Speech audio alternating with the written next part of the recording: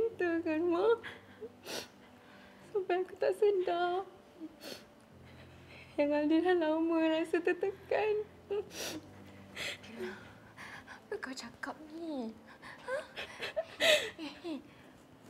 Aldi yang salah. Aldi yang kelam kabut.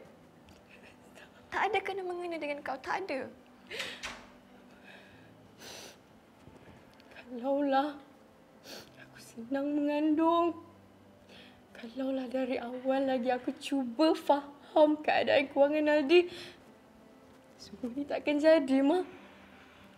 Aku yang buat dia serabut. Aku yang salah, Ma.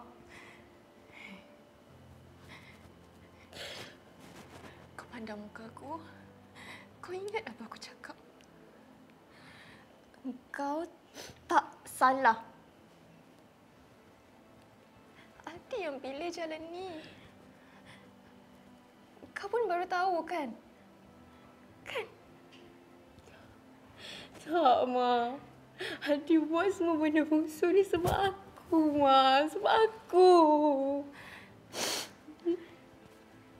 Ma, aku minta maaf ya. Aku minta maaf sangat-sangat. Sebab Aldi dah kecewakan kau dengan Hasif, Ma.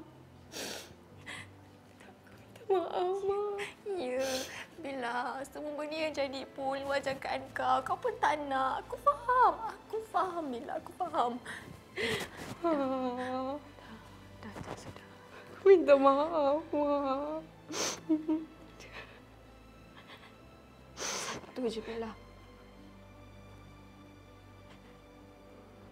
Kau jangan pernah salahkan diri kau.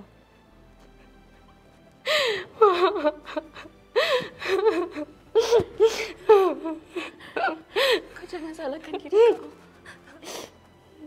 Janji dengan aku.